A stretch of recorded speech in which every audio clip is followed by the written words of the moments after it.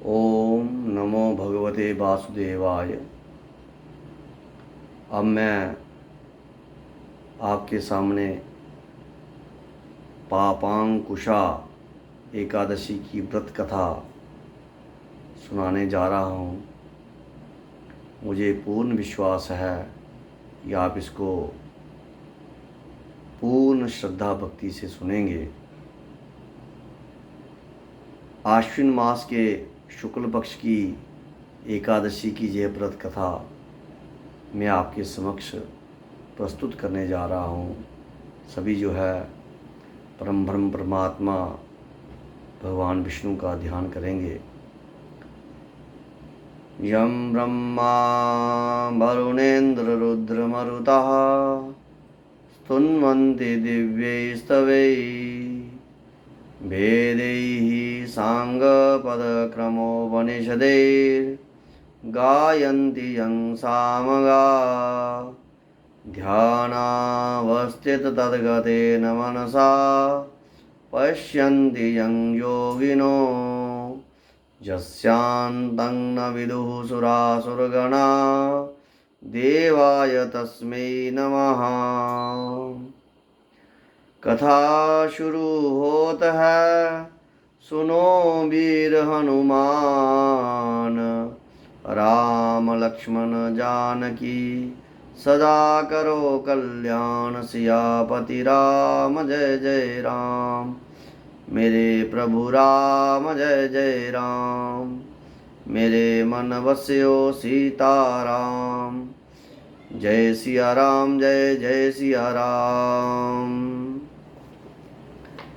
धर्मराज युधिष्ठिर ने कहा कि हे जदुनाथ, आपने बहुत सारी एकादशियों का वर्णन किया। अब आप आश्विन मास के शुक्ल पक्ष की एकादशी का नाम, उसका महात्म्य और विधि भी बतलाएं। इस एकादशी उपवास को करने से कौन कौन से फल मिलते हैं और ये सब कृपा पूर्वक जो है हमें बतलाइए। देवकी नंदन बोले, हे राजन, इस आश्विन मास की शुक्ल पक्ष की एकादशी को पापांकुशा एकादशी कहते हैं। इसके उपवास से समस्त पाप जलकर राख हो जाते हैं और अनंत पुण्य फल की प्राप्ति होती है।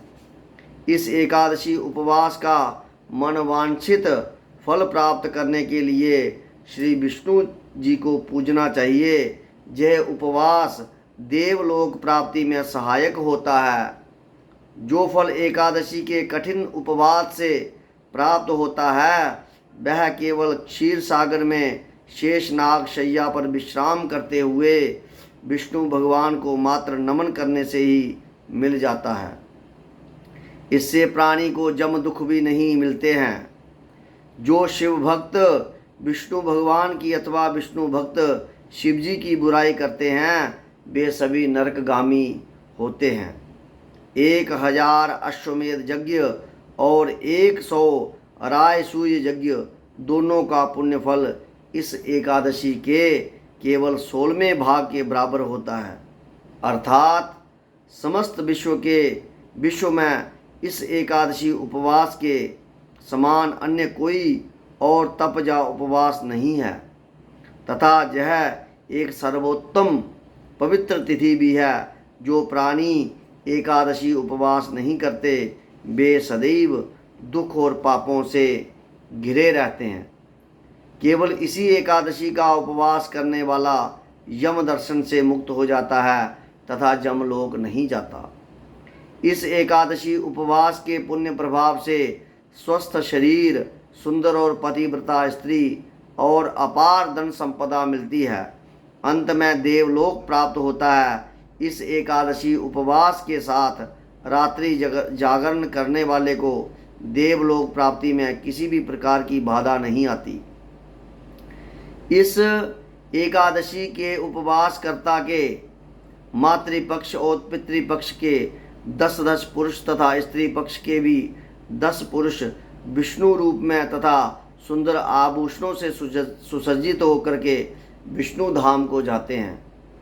आश्विन मास में शुक्ल पक्ष की पापांकुशा एकादशी का उपवास नियम व विधि अनुसार करने वाला अंत में हरि लोक को प्राप्त हो करता है। एकादशी को जो मनुष्य ब्राह्मण को पृथ्वी, अन्न, जल, गौ, उपाहन, वस्त्र तथा छत्र दान में देते हैं, वे भी जमराज दर्शन से मुक्त हो जाते हैं। जो दरिद्र हैं अथवा असमर्थ हैं, उन्हें भी शक्ति के अनुसार कुछ दान पुण्य अवश्य प्राप्त करना चाहिए। जो लोग सरोवर, उपवन, धर्मशाला, प्याऊ, अन्न भंडार का निर्माण कराते हैं, वे भी जम दर्शन से मुक्त हो जाते हैं।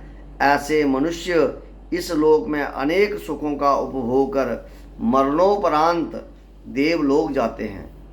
भगवान श्री कृष्ण बोले, हे नरेश, इन सब का सारांश ये है कि धर्माचारी मनुष्यों को अनेक सुख मिलते हैं और जो अधर्माचारी मनुष्य होते हैं वे अनेक प्रकार के दुख को भोगकर मरणोपरांत कुयोनी पाते हैं।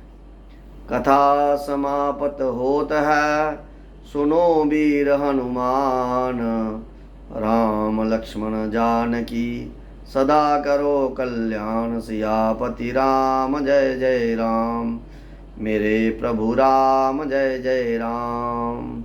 जय जय सीताराम। ओम नमो भगवते वासुदेवाय। ओम नमो भगवते वासुदेवाय।